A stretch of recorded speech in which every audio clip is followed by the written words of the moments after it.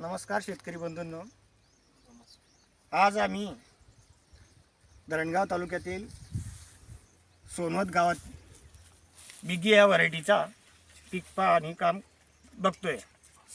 तर आज येथे धुळे जिल्ह्यातील देवबाने गावातील व जामनेर तालुक्यातील शेतकरी इथं आलेले आहेत. तर आज त्यांचे प्रत्यक्षात बघितल्यानंतर काय मनोगत आहे ते रिप्लाय सांगतायत. दादा, तुम्हाला काय वाटतं बरं व्हरायटीचं, म्हणजे बोंड साईज? खरं म्हणजे आम्ही या इथं अमृतराव पॅटर्ननुसार जो कापूस लावलेला आहे त्या पॅटर्ननुसार हा कापूस कसा आहे ते बघायला आम्ही इथं आलेलो आहोत.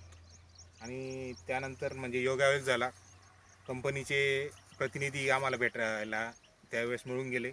तर इथं आल्यानंतर आम्हाला एक दिसतंय बोंडांची संख्या चांगल्यापैकी जवळजवळ बोंड लागलेली आहेत आणि त्यानंतर व्हरायटी निरोगी.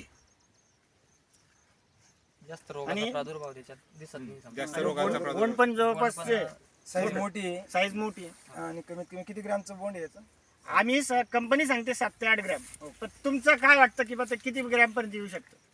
बरं, बोंड तर मोठं दिसतंय ना. हां, तर 7 ते 8 ग्रॅमचं बोंड आहे. बरोबर असं आहे. त्याच्यात